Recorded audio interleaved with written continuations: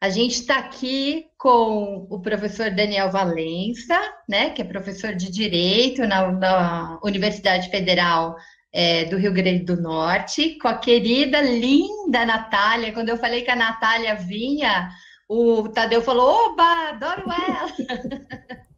Nós também adoramos ter jovem na política, mulher na política. É muito bom, Natália, te ver lá e ver a representação bacana que você está fazendo. A Natália também é deputada federal pelo Rio Grande do Norte. Então, hoje a gente tem o estado da querida Fátima Bernardes, Fátima Bezerra, Fátima Bezerra, governado, né? A única mulher governadora que a gente tem, e está fazendo um trabalho hercúleo, né, nesse horror e pandemônio e pandemia, com esse desgoverno que a gente tem.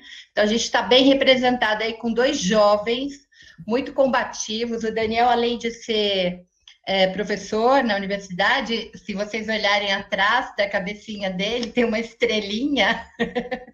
Ele é vice-presidente do PT, não é isso, Daniel? Isso. Boa noite, Fro. Boa noite, Tadeu. Para mim é um prazer estar aqui. Fro, conheci há anos atrás em um seminário de democratização da mídia na UFRN, não sei se ela recorda. Companheira Natália, aí foram muitos outros anos atrás, também na UFRN, quando eu era do DCE, ela era do Centro Acadêmico. Enfim, desde lá a gente está junto aí na batalha e conhecendo agora o companheiro Tadeu. Boa noite também a quem está nos acompanhando. Eu fico sempre sofrendo com esse microfone de abaixar e eu fico, às vezes, falando sozinha, assim, do nada. Natália, dá uma boa noite, pessoal, e depois o Tadeu começa a dar o primeiro start aí. Tudo bem, Tadeu? Boa noite, querida. Boa noite, Tadeu. Boa noite, Daniel. É um prazer estar aqui com vocês. É uma grande honra ser convidada para participar desse bate-papo. Estou em Brasília excepcionalmente, né? Vim com todas as trocações, porque essa semana o PT, junto com outros partidos e centenas de entidades da sociedade civil, nós vamos protocolar um pedido de impeachment contra Bolsonaro. E é muito bom estar aqui com vocês. Já agradeço a quem está nos assistindo. Não sei se tu sabe, Pro, Daniel foi uma das pessoas que me inspirou a me filiar ao Partido dos Trabalhadores. Diga aí. Estou aqui com ele agora nesse chat incrível. Vamos lá, boa noite. Ou seja, o Daniel fez um excelente trabalho.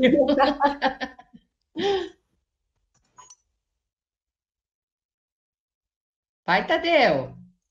Oi, Fô, beleza. É porque nós que viemos do sindicalismo, a gente sempre espera a bola vir da mesa, porque se não vier bagunçado no mundo, se não vier organizado no mundo sindical, todo mundo fala ao mesmo tempo. Boa noite a todos e todas. Daniel, muito obrigado aí por ter trazido a Natália aí para o partido. Eu sou petista também, filiado, e, poxa, eu fiquei empolgado mesmo, porque eu acho que a Natália ela tem um peso simbólico muito forte por ser mulher, nordestina, né, dialoga com um tipo de perfil que eu, honestamente, acho que o partido ele precisa melhorar um pouquinho mais, né? Acho que a gente precisa dialogar um pouco mais com o público jovem, mas estou por dentro, inclusive fazendo o curso do Representa, que é aí a iniciativa que teve o Partido dos Trabalhadores para fazer essa comunicação aí entre os mais jovens. A Natália é muito símbolo disso, né? E outra coisa, cara, eu amo Natal, Natal é fantástico. Eu tive uma reunião com a governadora, nós fomos aí apresentar, infelizmente, né, os impactos que tem a saída da Petrobras do Rio Grande do Norte. Ela tem tentado sair do Nordeste. Nós, petroleiros e petroleiras, acreditamos que é uma agenda de vingança mesmo do governo, né? A Petrobras ela tem um portfólio de venda de ativos muito grande, mas se acentuou demais no Nordeste depois que o Bolsonaro ganhou. Fomos conversar sobre os impactos fiscais, impactos de emprego com a Fátima, e vou te falar, eu que sou mineiro, radicado aqui no Norte Fluminense, a única cidade do Brasil que eu trocaria BH é Natal, só, que eu conheço, porque a culinária é uma coisa absurda de boa. Assim, eu não sei como pessoas são magras em Natal. É uma coisa, assim, fenomenal. Os restaurantes são, assim, é barato, é bom, assim, a cidade é maravilhosa, assim. Eu gosto muito de Natal. É a única cidade do Rio Grande do Norte que eu conheço, mas o movimento petroleiro é muito forte, né? Aí, e muita gente que trabalha na Bacia de Campos, como a Petrobras tinha campos no Nordeste, eles vieram, né? Então, por exemplo, na direção do sindicato, nós temos 3 potiguares, né, que moram em Natal, mesmo sendo da direção, que tem um respeito enorme, e falo que eu pude, através do sindicato, beber um pouco dessa cultura. Eu queria aproveitar, né, dos companheiros e companheiras, para a gente fazer aí um balanço dessa questão legislativa para os trabalhadores e trabalhadoras. Eu queria destacar um ponto. A gente sabe que teve diversos ataques da contra-reforma trabalhista, do teto de gás e tal. Teve um que eu achei um dos movimentos mais perversos que eu já vi desde que eu acompanho política, que foi a aprovação da lei da terceirização pelo Rodrigo Maia. Porque ele desengavetou um projeto, uma relatoria do Romero Jucá, na época ele era do PSDB, em 2001, né? Pelo que a história nos mostra, o fundamento da P36 aqui na Bacia de Campos foi um dos grandes fatores que fez com que a terceirização ela ficasse um pouco deixada de lado naquele debate. Um dos grandes culpados da P36 ter afundado, por relatórios da Câmara, relatório da ANP, foi a terceirização desenfreada que o governo FHC tinha colocado. Tentaram colocar esse projeto de lei. Ele foi enterrado em 2001 e 15 anos depois o Rodrigo Maia desenterrou ele. Ou seja, 15 anos de pesquisa, de investigação, de militância e de trabalho de muita gente que estuda sobre isso, ou que luta para que os direitos sejam melhores, foram jogados no lixo. O pensamento de 2001 foi congelado e colocado depois. Fruto disso, só para dar exemplo, e para a gente poder comentar, passar a bola para vocês. A Petrobras está demitindo companheiros e companheiras terceirizados agora, nesse exato momento, e lavando as mãos completamente. O presidente foi para as mídias, para a imprensa falar, olha, não é comigo, quem contrata são as empresas, elas que se virem, eu forneço o contrato, que a gente sabe, nós que temos um pensamento aí da força de trabalho mais inclinada para a lógica marxista, né, que a pessoa está ali vendendo a saúde dela para um bem maior, no caso do petróleo, né, que a gente vê que é essencial, haja visto que nós não paramos de trabalhar nesse Covid, e mesmo assim ela não é considerada aí na cadeia lógica do trabalho, né? Que é uma perversidade assim, absurda, gigantesca, como se a pessoa dedicasse a vida dela para o trabalho, que a gente sabe que é muito difícil, e agora em home office então, nossa senhora, eu estou vendo aqui, cuidando da filha, e a gente vem, faz live e tal, gente do céu, é muito puxado o trabalho, ele é realmente puxado e a gente precisa de um pouco de descanso, coisa que esse pessoal não oferece para a gente. Se pudesse comentar, então, esses ataques legislativos aí para o pessoal, esse primeiro preâmbulo, gente, mais uma vez, boa noite para todos e todas, e agradecendo a participação aí dos potiguares dessa terra que eu gosto tanto aí no Fórum Sindical.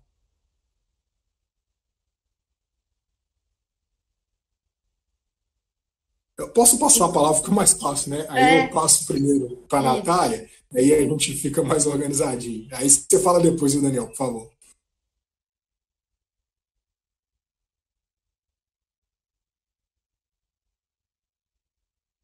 Natália, abre o microfone.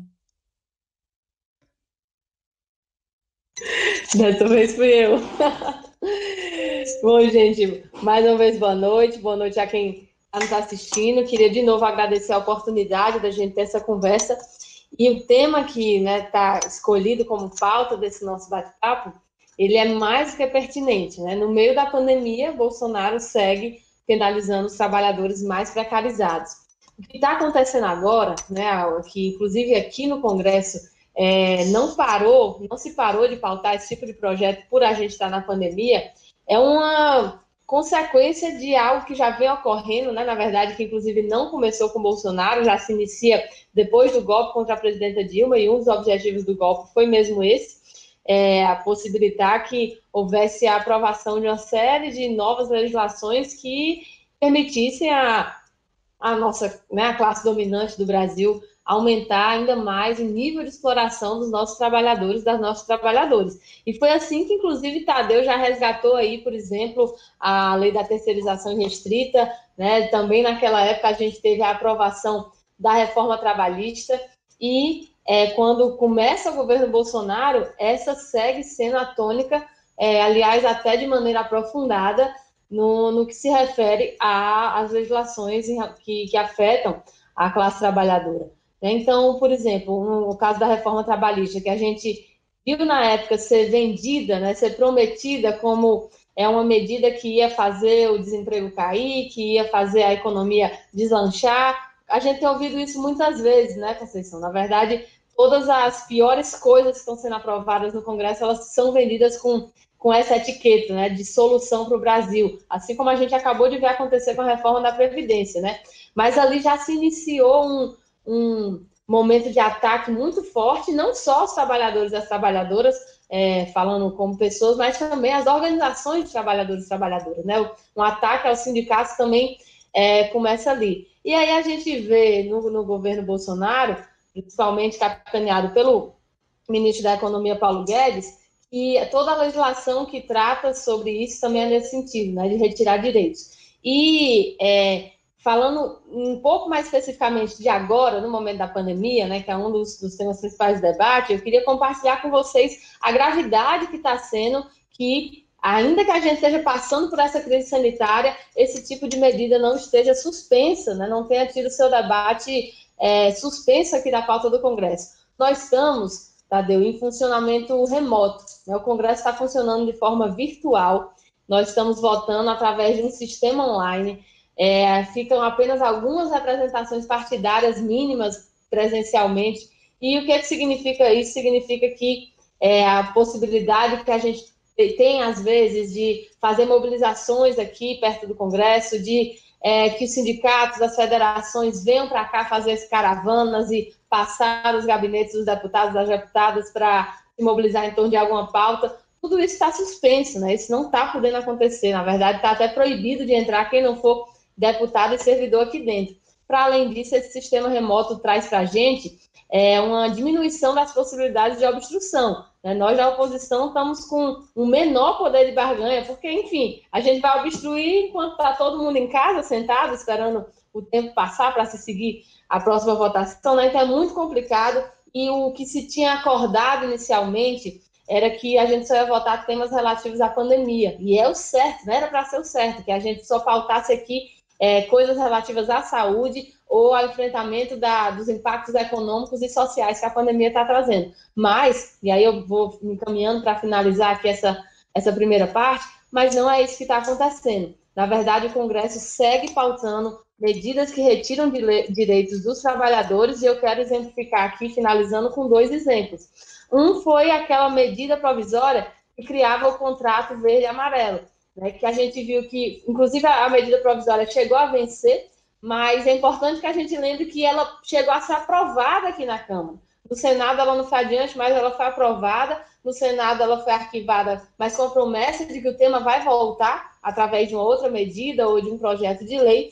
E, além disso, quando nós debatemos há poucos dias a ajuda que o governo federal vai dar aos estados, o governo fez uma enorme chantagem e conseguiu inserir no texto desse projeto de lei que garante ajuda aos estados um congelamento dos direitos dos servidores públicos, né? Então, na verdade, o contrário de haver uma consciência de esses temas não serem pautados agora para a gente focar na pandemia, o contrário, está sendo usado o tempo de desespero da pandemia para se aproveitar, fazer chantagens e colocar esse tipo de medida no meio de projetos que nada tinham a ver com isso. Então, é realmente um momento de ter muita atenção para tudo que entra em pauta aqui no Congresso, porque é um momento que está sendo aproveitado por eles para pautar aqui essa mesma agenda de retirada de direitos que a gente já estava vendo acontecer antes dessa crise sanitária.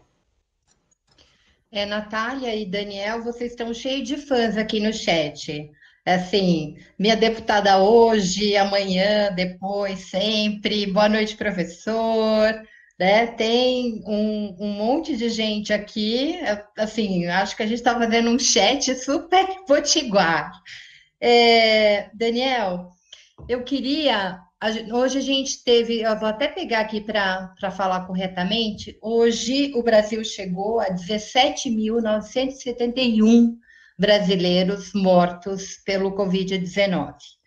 Nós, pela primeira vez, ultrapassamos mais de 1.000 mortes por dia, né? Hoje foram 1.179 mortes registradas nas últimas 24 horas. Isso considerando que a gente está num país esses dados oficiais são subnotificados, porque não se testa no Brasil, né? E aí, assim, a minha pergunta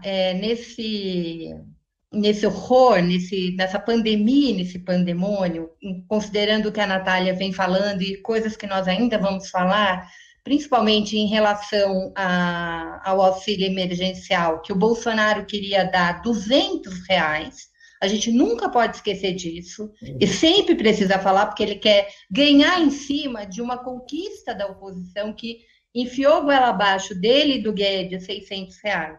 Então, a minha pergunta para vocês, nesse desgoverno, o projeto do Bolsonaro, e infelizmente de parte do Congresso, é acabar com a pobreza matando os pobres, né? Porque o que a gente está vendo? A gente está vendo uma perspectiva de futuro completamente desastrosa. Jornais do mundo inteiro mostram que esse projeto neoliberal é um projeto que está levando a gente para o fundo do fundo do fundo do poço.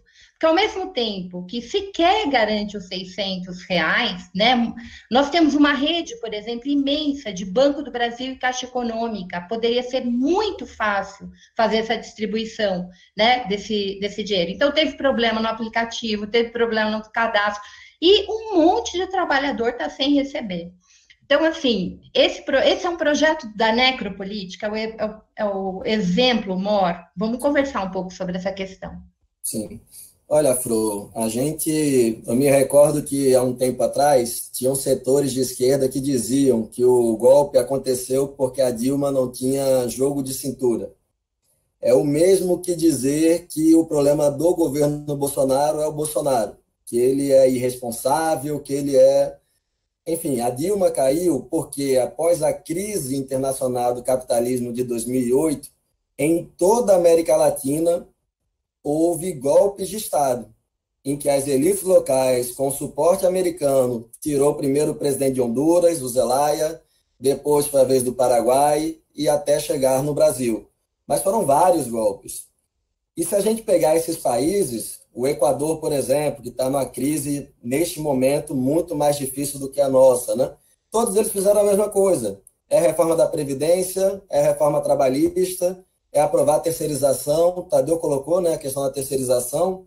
Se nós virmos, tem países que a terceirização é proibida, porque trabalhadora terceirizado, quem estiver nos acompanhando sabe disso, enfim, é demitido, leva a pau da empresa, não consegue as verbas trabalhistas, a sua remuneração é inferior a outros trabalhadores e trabalhadoras que executam as mesmas tarefas.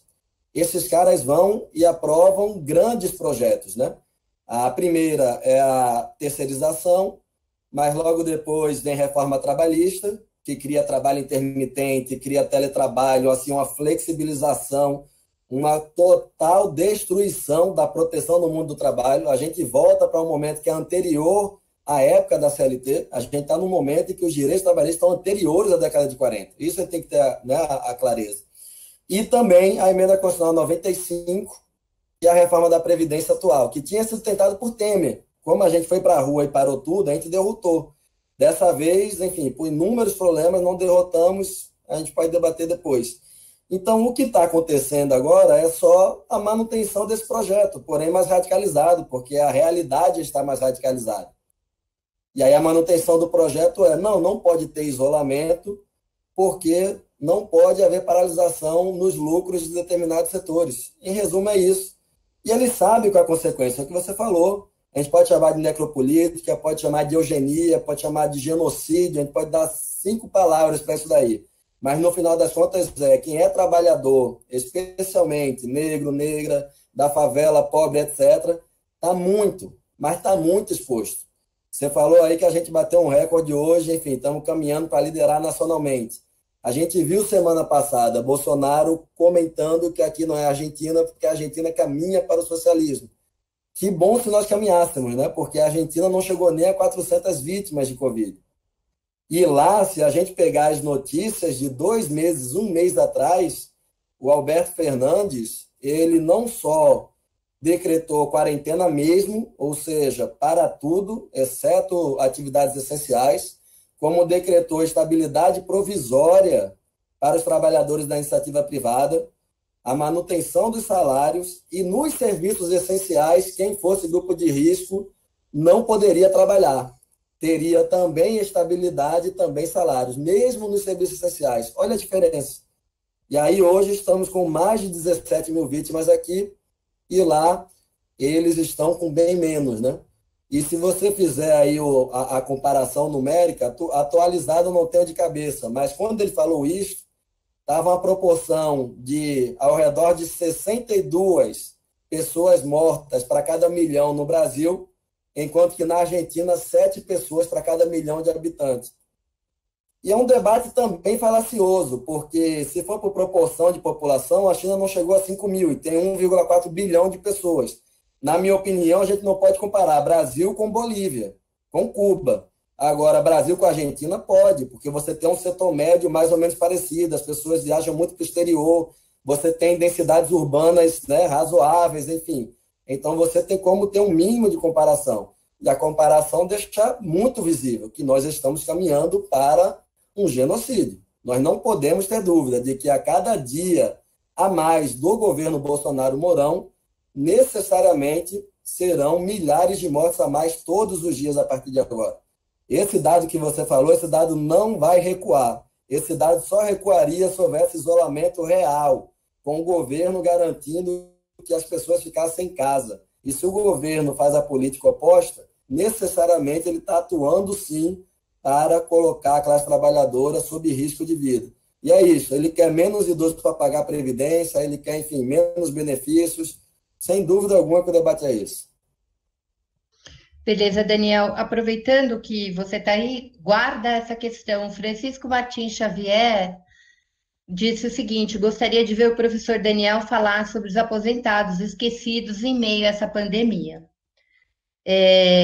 E eu queria já passar a bola também para a Natália, para ela falar um pouquinho da medida provisória 936, Natália, aquela da suspensão dos contratos, porque é a barbárie da barbárie. Quando você olha, são uma redução de salário de 7,2 milhões de trabalhadores. Segundo o Diese, há uma queda na renda dos trabalhadores de 10% a 40%.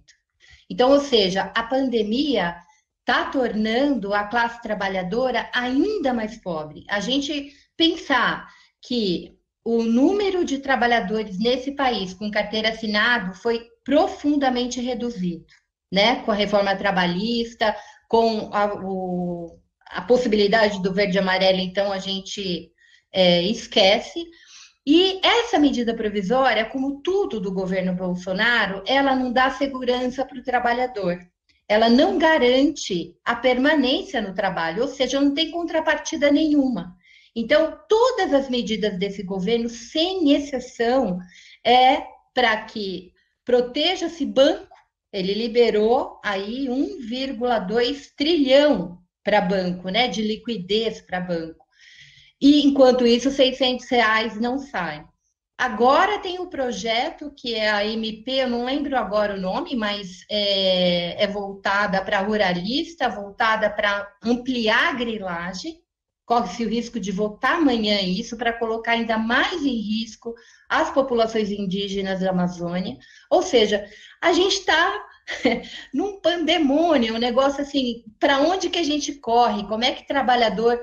Assim, coisas importantes que eu ando percebendo é que os trabalhadores não estão parados. Incrivelmente, a gente não pode se reunir, mas o trabalhador também está usando da tecnologia, como a gente está fazendo aqui nesse fórum, para tentar discutir, para tentar pensar, para tentar se informar e tentar pressionar. Né? O último fórum, que eu estava doente e não pude participar, o Tadeu também não participou a Conceição, a Jandira levou reivindicações, né, dos petroleiros, denúncia dos petroleiros. Então, uma das coisas, Natália, que eu queria que você colocasse é como é que os trabalhadores, nessa situação, como é que a gente pode, né, se juntar aí com a oposição no Congresso e começar a pôr limite nessa barbárie, porque a coisa está perdendo o controle. Olha, esse tema da AMP é um tema que deve entrar em pauta em breve também, essa MP 936, mas eu queria explicar o que tinha tido antes dela, né? Porque esse governo, você sabe, né? O poço não tem fundo. E antes dessa MP, que permitiu a redução do trabalho, tinha tido uma outra que permitia simplesmente a suspensão dos contratos de trabalho, junto com a suspensão dos pagamentos de salários, sem nada, sem nenhuma contrapartida.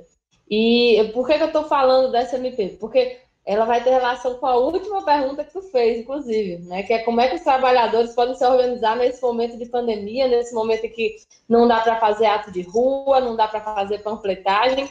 E no caso dessa primeira MP, que foi a 927, que permitia a suspensão de tudo, suspensão integral do pagamento de salários, houve uma repercussão tamanha, né, uma reação tamanha que foi expressa principalmente através das redes sociais, mas não só, né, através de uma forte mobilização de mandar mensagens e e-mails e cartas aqui para a mesa diretora da Câmara, por exemplo, o governo teve que recuar do artigo que previa isso, do artigo que previa a suspensão total do pagamento de salários. E aí, depois que veio essa MP que você se referiu, que foi a 936. Essa MP 936, ela permite a suspensão do contrato também, em alguns casos, permite também a redução de jornada com redução proporcional do pagamento de salário. E aí ela prevê que uma parte dessa perda salarial vai ser compensada com um percentual do seguro-desemprego a que esse trabalhador teria direito. E aí, por que é tão simbólica, né, que essa medida tem sido a medida do governo Bolsonaro para os trabalhadores, ou posta aí como uma medida de combate ao aumento do desemprego? O que a gente está vendo em vários outros países é o Estado fazer mesmo medidas de compensar essa perda salarial, né, de forma total, pelo menos até uma faixa considerável de salário, né, porque se entende que é um momento de maior fragilidade dos trabalhadores e das trabalhadoras, é um momento em que a crise econômica se aprofunda e que várias empresas vão ter, sim, dificuldades de pagar esses salários, e aí em vários países se tem entendido que é preciso, né, ações muito no sentido de compensar essa perda salarial. Aqui, já no Brasil, não, né? Não foi no sentido de manter esse nível de renda, na verdade, foi no sentido de permitir a redução. E aí a compensação que vem através desse percentual do seguro-desemprego, como você mesmo já trouxe aí nos dados iniciais, né? São compensações que, de forma alguma, permitem que esses trabalhadores permaneçam ali na mesma faixa de renda, mas, na verdade, significam uma queda muito considerável para alguns trabalhadores, podendo chegar a 30% da renda, né, a 40% da renda. Então, a forma como esse governo tem agido é aquela inversão de sempre, né, aquela inversão de prioridades de sempre. A gente teve aí na primeira quinzena de março, né, quando estava no início da pandemia aqui, imediatamente para socorrer o mercado financeiro. Imediatamente teve a injeção de mais de R$1 trilhão no sistema financeiro para socorrer os bancos. E olha só, foi feito isso dizendo que era necessário fazer isso porque os bancos tinham que ter formas de ter liquidez para poder emprestar às empresas que iam precisar, emprestar aos micro que iam precisar. E o que a gente está vendo agora, Conceição, é todas as empresas dizendo que não estão conseguindo acessar crédito, que não estão conseguindo tomar empréstimo. Então, toda aquela injeção de trilionária, a gente tem nem dimensão, né? O que é esse valor? Toda aquela injeção trilionária, na verdade, sequer serviu para o que tinha como objetivo declarado, que era que as empresas pudessem ter como pegar empréstimos para não demitir trabalhadores. Então, essa foi a medida das primeiras, né? Na primeira quinzena de março. E as medidas como essa da SMP, que permite reduzir salários, só veio bem depois, e as medidas que importam mesmo, como, por exemplo, o auxílio emergencial, que você também muito bem já aqui explicou, que o governo Bolsonaro queria que fosse de um valor irrisório, né, de R$200, e com muita luta a gente conseguiu um valor maior, isso está sendo segurado, né, isso está sendo propositalmente segurado, que é para instalar o caos mesmo no país, né, para pressionar os governadores, porque quando as pessoas ficam desesperadas, passando fome, não tem o que fazer, né? Isso vai gerar uma pressão para quem está tentando ali implementar as medidas tão necessárias de isolamento social. Então, o que a gente tem hoje é essa inversão que, na verdade, significa a pauta de sempre, né? Da agenda econômica desse governo. Primeiro os bancos, primeiro garantir os lucros dos grandes empresários e depois medidas pífias, ou que, na verdade, até abrem margem a cortes de direito, quando se trata da classe trabalhadora. Então, essa medida provisória veio nesse sentido, de permitir redução salarial no meio, em vez de a gente estar garantindo os salários. E os meios não faltam, porque nós aprovamos aqui na Câmara e no Senado tudo que era necessário para que não houvesse nenhuma desculpa por parte do governo federal de que não tinha os recursos, de que não tinha as formas, de que tinha uma burocracia impedindo. A PEC do orçamento de guerra, a gente votou, né, fez um voto crítico, até por alguns elementos que permitia, mas a ideia era essa, era não permitir que o governo federal tivesse nenhuma desculpa para adotar as medidas necessárias, mas não adota, né? Porque é isso, é um governo que está a serviço do grande capital. E aí, isso nos leva, né, já entrando para o final desses comentários em relação a essas últimas perguntas, a como os trabalhadores podem se juntar nesse momento. E esse, sem dúvidas, é um grande desafio do período que a gente está passando agora, né? Eu já mencionei aqui como estão as coisas funcionando no Congresso, né, que está até proibido entrar quem parlamentar e não for funcionário, né, quem não trabalhar aqui, e nós temos responsabilidade de saber da importância das medidas de isolamento social e de saber que isso nos limita em termos de mobilização popular, em termos de levar a gente para a rua. Então, é um momento desafiador que nos leva a pensar quais vão ser as formas de luta, né? Como é que a gente vai fazer uso das redes sociais, que vinha sendo, inclusive, hegemonicamente dominada pela direita, como a gente vai fazer uso e furar essas bolhas, fazer campanhas, tuitaços nas redes sociais para que isso chegue como ponto de pressão para os parlamentares, né? Como é que a gente vai usar dos panelaços, das manifestações de rua, dos abaixo-assinados, articulando entidades diversas da sociedade civil. Essa é a forma que a gente está tendo, né? A gente está se reinventando através desses modelos. O que eu não digo que isso é pouca coisa, né? É limitado, mas a gente não pode parar de lutar por isso. E por isso eu comecei falando daquele exemplo da MP defendia totalmente o pagamento do trabalhador, porque foi com essas formas de luta, ainda que muito limitadas, mas foi com elas que a gente conseguiu que o próprio governo recuasse dessa medida de suspender totalmente o pagamento.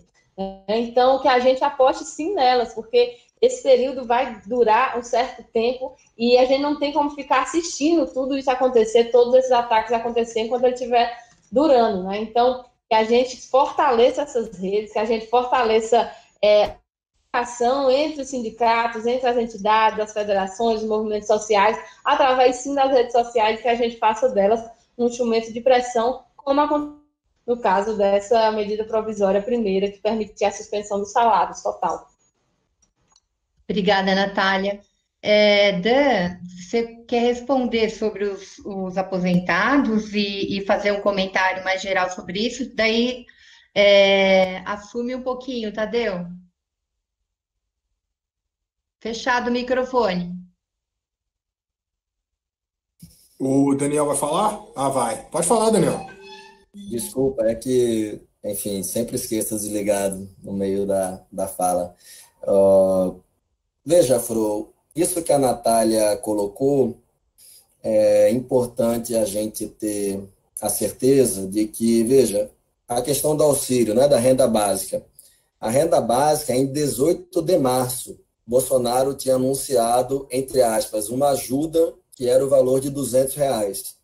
A partir da luta da Natália, outros parlamentares do PT, do PSOL, PCdoB, enfim, da esquerda, por um salário mínimo por pessoa, nós conquistamos, na negociação com a direita, né, com Rodrigo Maia e Cia, que chamam de Centrão, nós conquistamos essa renda básica de R$ 600 ou R$ 1.200.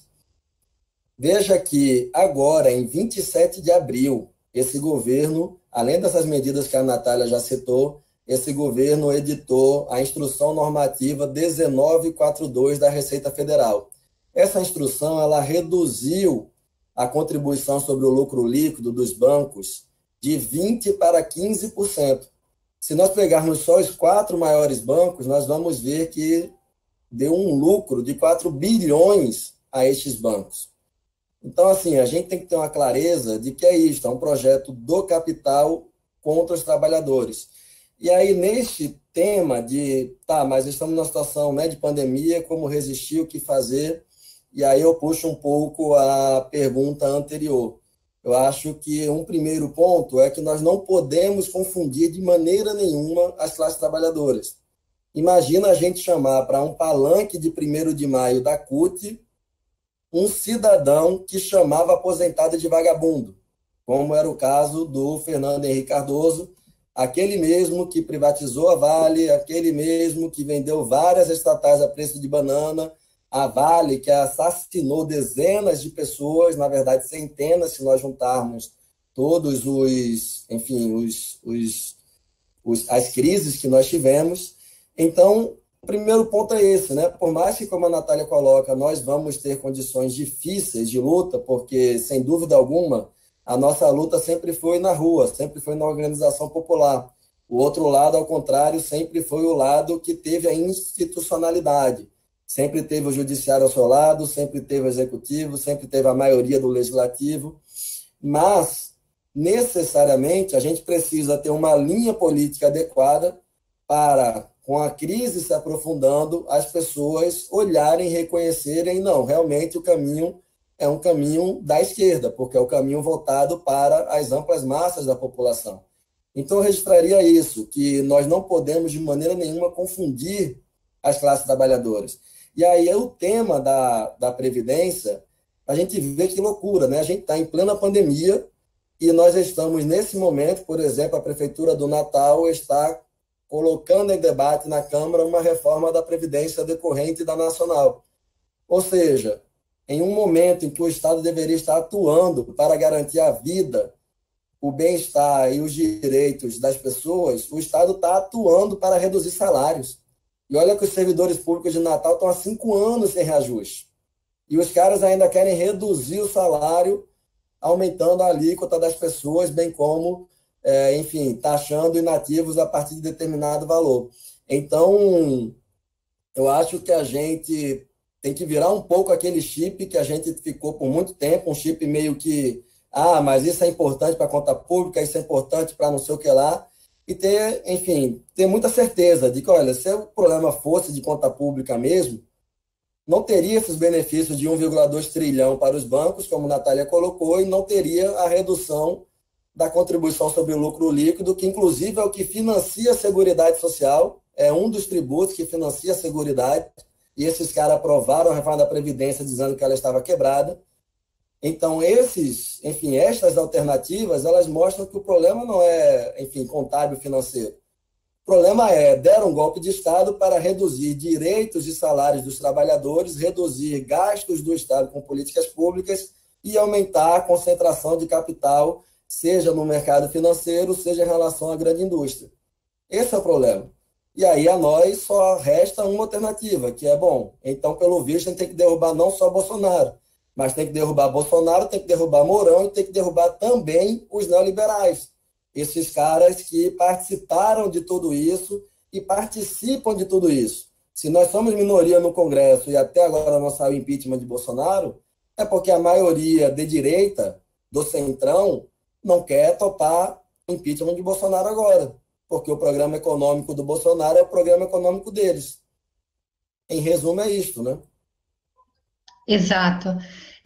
Só para a galera... pegar a bola rapidinho, Flo. Deixa eu só dar um dado, que eu acho importante as pessoas terem essa noção, gente.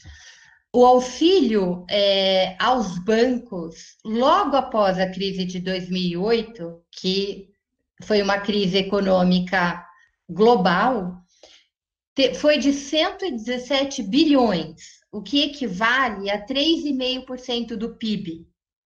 Agora, na pandemia, onde os bancos estão super lucrando, 1,2 trilhão, isso significa em torno de 17% do PIB. Então, a gente tem uma noção do que é a barbárie aqui. Manda bala. Vamos lá, Tadeu. Eu queria aproveitar a oportunidade para mudar um pouco o rumo do debate, um pouco só. Aproveitando a deixa que o Rovai deixou no final do programa,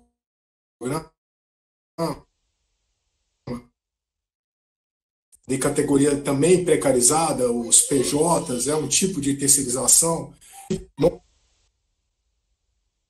nós, por exemplo, no Sindicato Petroleiro, a gente recebeu no seu hoje, estamos hoje numa reunião de diretoria da FUP, que as empresas terceirizadas estão demitindo quem está no grupo de risco. Olha só, então pessoas mais velhas, por exemplo, para a empresa não ter o problema, ela pega e demite. Agora, com a reforma da Previdência do jeito que está, a pessoa não consegue aposentar. E como que vai achar emprego, né, com a idade mais avançada, tendo investido a vida laboral, muitos deles no mesmo setor, que é o setor de óleo e gás, que vive uma crise, além da crise do Covid, que é a crise do barril do petróleo, e a gente vê as dificuldades que esses trabalhadores têm de se organizar. É muito legal a gente ver, por exemplo, que o Daniel, de alguma maneira, influenciou a Natália para se organizar num partido, né? E, através dessa organização, acredito que ela tenha, claro, com os méritos pessoais, mas também coletivos da organização, ter chegado nesse mandato, que é um mandato, repito, muito representativo e importante para a gente, de uma mulher jovem no parlamento. E aí, a gente precisa deixar esse recado da organização para a galera. Tá? Conhece seu sindicato? Conhece alguma associação? Tenha bem seus próximos, mas se organizem com ele, né? A grande resistência que nós temos hoje, nós petroleiros conseguimos provar na greve no início do dia, teve lá na festa do PT do lado, né? Isso que dói. O Ediz aqui, o circo voador ali, a fundição perto do braço. Tá cortando. Progresso da nossa organização. Mas Tadeu, tá cortando muito. Conta isso. Tá ruim? Nossa, que horror. Tá cortando muito a sua fala. Que aí fica melhor, eu acho, né? Tá melhor? Tá melhor agora? Oi? Tá conseguindo me escutar, Fro? Tá, agora tá melhor. Agora tá melhor. Vou resumir, então, a importância de se organizar, gente, Natália e Daniel, num partido, num sindicato, enfim, de ter uma resistência coletiva, né? De voltar a esse plano, a ideia do coletivo, parece que a gente foi engolido por um plano individualista muito grande, culturalmente falando, né? As pessoas estão vendo outras pessoas morrendo e mesmo assim, nós que estamos aqui no estado do Rio de Janeiro, por exemplo, estamos vendo a direita se regozijando porque descumpriu o lockdown. Para eles, a grande rebeldia é descumprir o lockdown. Né? E isso deixa, né? Vem com a notícia de 1.779 mortes aí do Covid acumulada aí nas últimas 24 horas, perigosíssimo.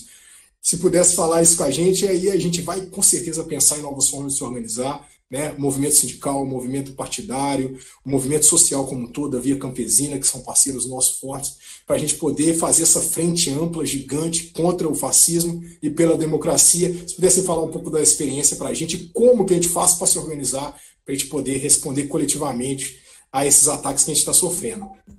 Desculpa aí, produção, galera. Antes do Daniel e Natália, que já vamos para as considerações finais, porque a gente precisa encerrar. Eu queria falar de um senhor chamado Vanilson Torres, ele é do Movimento Nacional da População em Situação de Rua, do MNPR, e ele está usando o celular da companheira dele para participar dessa live, gente, olha que coisa maravilhosa. E tem um monte de eleitores da Natália falando que ela é uma política de rua, que ontem fez 1 ano que ela estava lá no interior do Rio Grande do Norte, enfim, a gente está muito bem representado aqui. Então, fechando com as provocações do Tadeu, e a gente já vai se despedindo, porque a gente já ultrapassou o nosso período de programa. Natália e Dan, façam as suas considerações finais. Obrigada. Primeiro, eu queria deixar um beijão para o Vanilson, nosso companheiro aí do movimento da população de rua, que inclusive participou de uma live com o presidente Lula. Foi super emocionante, todo mundo... foi incrível, né? E a outra coisa, que eu queria comentar, eu acho que Tadeu traz um tema que é o melhor tema mesmo para o encerramento, né? Para as considerações finais, porque ele traz aí qual a importância de se organizar. E é basicamente toda... Não tem nenhuma saída dessa crise política, econômica, social, que seja uma saída individual, né? Que seja uma saída individualista. E realmente, hoje na nossa sociedade, está muito predominante essa cultura individualista e faz parte exatamente dessa hegemonia que o capitalismo trouxe na nossa sociedade, né? Pressupunha esse tipo de valores incutidos nas pessoas. E é por isso que muita gente, quando fala do mundo pós-pandemia, ressalta as formas de solidariedade que estão existindo em tantos lugares do mundo, né, em contraposição a essa cultura capitalista e individualista. E isso nos dá um sinal, né, um motivo a mais para a disputa que tem que ser feita agora, que é exatamente se organizar e se organizar em torno de um outro projeto de sociedade, né? Em torno da ideia de que esse projeto de sociedade absolutamente não serve. É um projeto de sociedade que está permitindo que em algumas cidades não tenha mais leito de UTI para quem usa o SUS e tenha leitos vazios sobrando para quem usa planos de saúde particulares, né? Isso é uma aberração, Tem gente morrendo por causa disso, né? O nome disso é o capitalismo funcionando bem direitinho, né? Então, por isso que quando Daniel trouxe, ainda lá no começo da sua fala, né, debates que devem ser feitos, como o debate sobre as alternativas socialistas, enfim, sobre alternativas de outro tipo de sociedade mesmo, é um momento para fazer isso agora mesmo, porque está em disputa. Não está dado que o mundo pós-pandemia vai ser melhor, que o neoliberalismo morreu e que agora vai todo mundo entender a importância do Estado. Isso não está dado. A gente vai ter que fazer essa disputa, porque do lado de lá tem muita gente defendendo que a resposta para a crise econômica que vai restar pós-pandemia é mais reforma, é mais austericídio, né? Mais política de arroxo, e para variar medidas que torem nas costas, né? Que joguem a conta, como sempre, nas costas da classe trabalhadora. Então, a defesa que a gente faz é outra, né? É uma disputa que a gente tem que fazer desde já, que que, na verdade, o Estado deve estar a serviço de garantir os direitos do povo, que o orçamento do Estado deve estar a serviço disso. As formas de financiamento do Estado não exploram as grandes fortunas, não exploram os lucros e dividendos dos grandes banqueiros brasileiros, e essa lógica precisa mudar.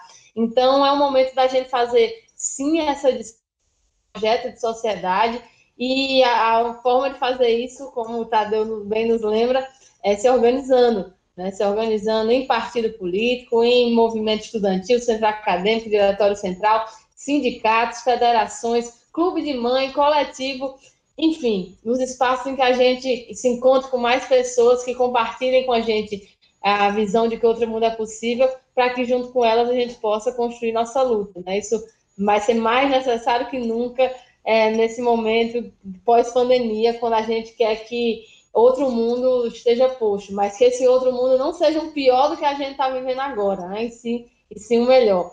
Então, deixo um beijo, super obrigada pelo convite, um beijo a quem assistiu a gente. Realmente, ontem fez um ano que eu fiz uma roda de conversa gigante numa praça em Pau dos Ferros. A missa acabou e muita gente já foi ficando na praça, na roda de conversa, para falar de reforma da Previdência e corte da educação. Né? Um ano depois, a gente está tendo que fazer esse tipo de coisa online, mas é importante a gente não deixar de fazê-las. Né? Então, um beijo grande. Obrigada pelo convite, obrigada, Tadeu, obrigada, Daniel, meu companheiro de luta, meu irmão aqui das terras potiguares, e vamos juntos, né, construir uma sociedade melhor, construir uma alternativa socialista para o nosso país, enfim, derrotar esse projeto indigno que o capitalismo nos impõe atualmente. Um abraço. Vamos, Dan. Então, Fro, antes de começar aqui, eu tinha falado todo envergonhado com a Fro no WhatsApp, né? Fro, a gente tem feito sempre muitas lives e tal, a Natália, eu também, e aí eu pendurei uma bandeira do PT no fundo do quarto para todas as lives ela aparecer. E aí eu perguntei para ela, mas você acha que é problemático? Você decide, eu não, então vai ficar, né? E é engraçado que ao longo desse período de pandemia, né, que a gente está começando a se adaptar a essas formas de luta, como a Natália colocou, teve algumas pessoas que vieram comentar comigo, Daniel, mas talvez se não tivesse tanto vermelho, talvez se não tivesse a estrela, talvez sim, talvez sim. E aí eu colocava o tempo todo para as pessoas, gente, não vão ser esses sim que vão fazer a diferença. Ao contrário, as pessoas têm que ver que é possível trabalhadores e trabalhadoras defender o interesse de amplas maiorias e que política é, antes de mais nada, uma luta de interesse. Agora, tem uns caras que querem fazer política para defender 1%, 0,5%, e tem milhares de pessoas fazendo política para transformar a vida. O companheiro Vanilson é a liderança do Movimento Nacional da População em Situação de Rua, está organizando a campanha sensacional, a quarentena, a solidariedade não pode entrar em quarentena. Toda semana tem atividades de rua, em solidariedade à população de rua, na cidade, na região metropolitana. Isso é política. Isso é fazer luta política. E o que acontece? De 2003 para cá, eu em 2003 estava na coordenação geral do DCE, do FRN, né? E aí a gente teve um enfrentamento com o pessoal do Seturno, Sindicato de Empresas de Ônibus, por causa de uma lei chamada Pio Marinheiro. Tivemos que tocar fogo na BR, enfim, o negócio foi meio, como a gente diz aqui, foi meio arrochado, né? E aí foi que eu me dei conta que a gente ia para a rua, corria risco de ser preso, risco de apanhar, e na hora de votar lá na Câmara, tinha 2 votos só com a gente. O resto era tudo voto ou com o prefeito, e aí para onde o prefeito for, o cara ia atrás, por causa de carro comissionado, ou então com as empresas de ônibus. E foi quando eu resolvi me filiar ao PT, em agosto de 2013. E, sinceramente, tem muitos problemas, viu? Mas eu não tenho a menor dúvida que a classe trabalhadora brasileira não pode prescindir do PT, não pode prescindir do MST, não pode prescindir da CUT. Teve uma época que o debate era que sindicato e partido era coisa assim, ultrapassada e tal. Veja, a gente, ao invés de debater o porquê que o sindicato não está mais fazendo formação política, não está mais organizando a categoria, não está mais promovendo a solidariedade de classe, a gente entrou no debate de que isso daí era coisa do passado. Não é coisa do passado. Ao contrário, está visível como é coisa do presente. Imagina se não tivesse uma Natália lá na Câmara, se a gente não tivesse algumas dezenas de deputados do PT, 10 do PSOL, os do PCdoB. Vejam aquele projeto do auxílio aos estados e municípios que o governo Bolsonaro impôs uma chantagem determinando que só sairia o auxílio aos municípios e estados se os servidores ficassem com salários e progressões congeladas, bem como concursos, até dezembro de 2021. Vejam o que aconteceu no Senado, foi um passeio. Na Câmara, a nossa bancada foi para cima, a Natália foi para cima, o pessoal foi para cima. A gente conseguiu polarizar o país. As pessoas descobriram o que estava acontecendo, que o governo está fazendo chantagem às custas do serviço público, enquanto reduzia tributo de banco. E aí, quando voltou para o Senado, eles não tiveram coragem de incluir trabalhadores da educação e outros trabalhadores. Mas, mesmo assim, ainda foi uma derrota nossa, né? Então, é isso. A gente não pode ter dúvida de que, olha, não há caminhos que não seja a organização política. Como a Natália falou, ela pode ser no movimento social, ela pode ser no sindicato, no partido, mas é fundamental que a gente tenha organização e que essas organizações construam uma frente ampla entre elas. Nós precisamos que Frente Brasil Popular, Frente Povo Sem Medo, população de rua, catadores, catadoras, servidores, trabalhadores da Petrobras, enfim, todas as categorias de trabalhadores se unificam ao redor de uma plataforma. E essa plataforma ela tem que negar o bolsonarismo e ela tem que negar também o neoliberalismo.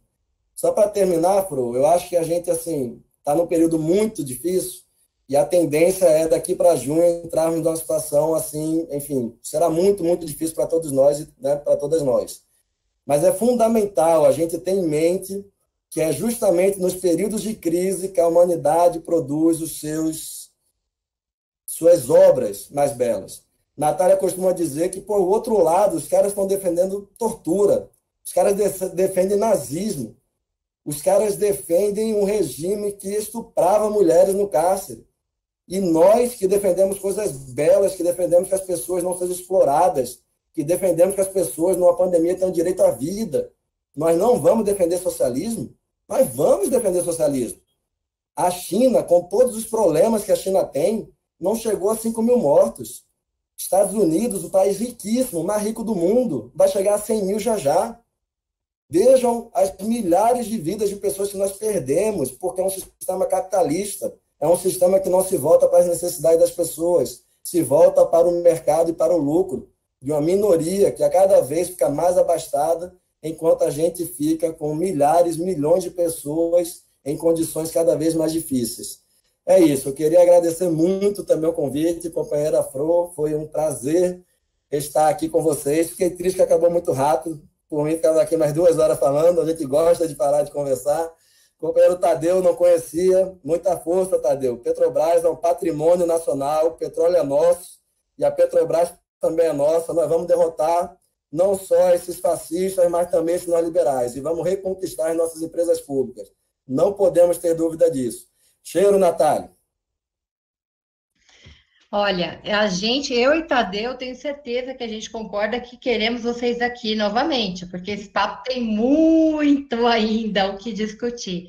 E eu acho que, embora seja um programa jornalístico, né, nós escolhemos um tema, conversamos da perspectiva sindical, nós também fazemos uma espécie de formação, porque ao informar e contextualizar, nós estamos usando esse tempo para a formação, né? E eu acho isso profundamente necessário. Então, eu convido a todos que continuaram a nos assistir. Gente, clica aí, ó, no gostei, né? Como diz o Rovai fala da dedada.